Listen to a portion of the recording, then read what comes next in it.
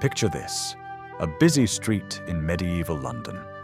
The air is a stew, wood smoke, horses, and something that could be either dinner or a medical experiment. A woman in a wool gown holds up a hand-sized parcel that leaks a little gravy and a lot of promise.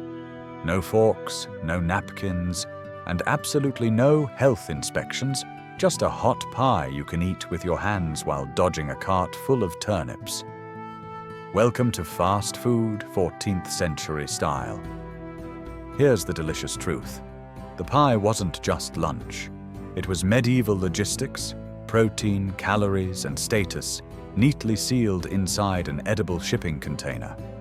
In a world without refrigerators, and with a refreshingly casual approach to microbes, people discovered that if you pack meat or fish into a tight dough case and bake it until the crust is as sturdy as a roof tile, it keeps. Not forever, but long enough to get you through market day, a journey, or a mild bout of poor decision-making. Medieval recipes even call the crust a coffin. And yes, that's a charmingly ominous word for a pastry case that could entomb your supper for days. Before you picture a modern, buttery short crust, remember, many coffins were more container than cuisine. You might eat the lid, but the walls could be thick, hard, and practical. Tupperware you can chew if you're feeling ambitious. Inside went whatever the season and your purse allowed. Beef, mutton, venison if you knew someone who knew someone, or the true London classic, eel. Eel pies along the Thames weren't a novelty, they were a staple. If it swam, flew, or scurried, someone eventually said, "Pop it in a pie." Street life revolved around these things. Picture Cheapside on a busy morning, hawkers calling, "Hot pies, fresh today," apprentices tipping coins, carters gobbling while walking. Pies were fast, portable, and blessedly filling. You could put a day's work between 2 bites and barely slow down. And because pies used odds and ends, scraps of meat stretched with onions, oats, herbs, they reached across classes. A noble could show off with a spectacular pie at dinner, and a mason could survive on a cheap one at lunch. And yes, some pies were theatre. Banquet pies were the medieval equivalent of fireworks, entremet that did tricks. Imagine a grand hall, tapestries glowing in firelight, and a procession of servants carrying a huge pie like a ship of state. Cut into it, and, surprise, an extravagant display. Coloured jellies, gilded pastry, or the famous prank with live birds enclosed beneath a removable lid, so they flapped into the rafters when revealed. It's not an everyday recipe, your average kitchen prefers fewer beaks in the batter, but it captures the spirit. Pies could be spectacle as much as sustenance. But take your eyes off the high table and peek into a cottage kitchen. A peasant household might bake once a week, often using a communal oven. A pie was a clever way to cook tough meat slowly, hide a multitude of culinary sins, and stretch flavor. A fistful of pork trimmed from a larger cut, padded with leeks, cabbage, parsley, and a spoon of barley. Suddenly, you've fed a family. For those hungry for status, spices were the flex. Pepper, ginger, saffron, and cloves cost a small fortune, but a pinch in a pie announced, "We trade, we prosper, and by the way, our dinner smells amazing." Armies adored pies for more practical reasons. "An army marches on its stomach" is a later turn of phrase. But the problem is eternal. Feed people who are walking very far while carrying too much. Cured meat is heavy and salty. Stew requires a pot, a fire, and time you often don't have. A sturdy pie can be baked in advance, stacked in a chest, and passed along the baggage train. Not glamorous, but compared to gnawing a belt, glorious. Travellers too, the merchant on the road to York, the pilgrim bound for Canterbury, could tuck a small pie into a pouch. If it leaked a little, well, that's what sleeves are for. Under siege, food turns from cuisine into tactics. There are stories, some sober, some suspiciously entertaining, of messages hidden in pies carried past blockades, and of defenders eking out supplies by baking anything remotely edible into crusts to keep it a little longer. Whether or not a particular tale is true, the logic tracks. A sealed pie travels discreetly, and a sealed pie keeps. Where there's food, there are rules. Medieval towns loved regulation almost as much as they loved feasting. Bakers and cooks were inspected, weights and measures were checked. Frauds could end up in the pillory for short-changing customers or selling worse than questionable fillings. Officials might quite literally cut into a pie in the market to see whether it was mostly air and optimism. Was every rule obeyed? Not remotely.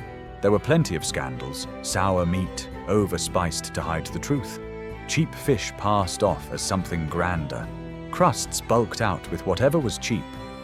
The old joke basically writes itself. If your medieval takeaway made you ill, you could always blame the plague. The kitchen techniques are a joy, though, and surprisingly sophisticated. Hot water crust pastry, flour scalded with boiling water and fat, makes a dough you can mold like clay.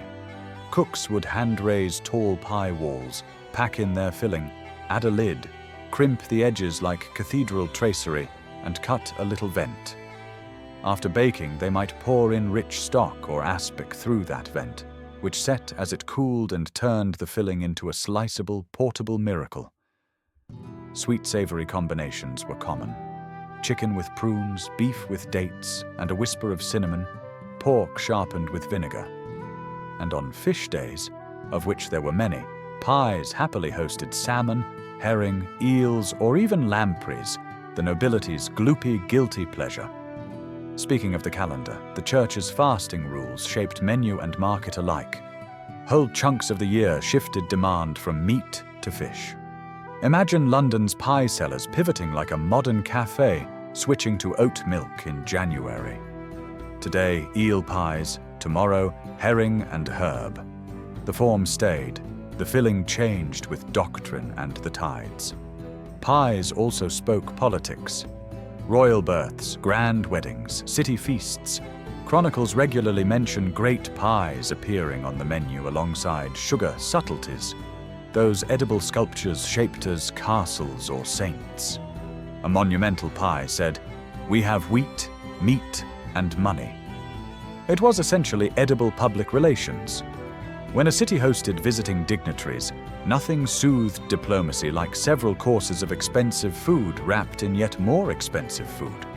Across Europe, the pie family is big and quarrelsome. In England, you meet raised pies and hand-sized pasties. In France, ornate tortes strut onto banquet tables. In Italy, torta blends cheese, eggs, and greens into golden slabs. A vegetable pie so luxurious it might as well wear jewelry. In Iberia, empanadas march across the map, portable perfection for those on the move. The names differ. The idea is the same. Put the good stuff in a crust and take it with you. And the trade behind it all mattered. Apprentices learned their craft under cooks and bakers. Vendors, often women, hawked pies in the streets. Guilds squabbled over who could bake what and where. A successful pie seller might parlay a street cart into a stall, then a shop, hiring younger hands to roll dough at dawn before the ovens turned the air to summer. Food work translated into rent paid and children fed. And sometimes, if spice traders smiled and weather behaved, into a little prosperity. The legacy lingers.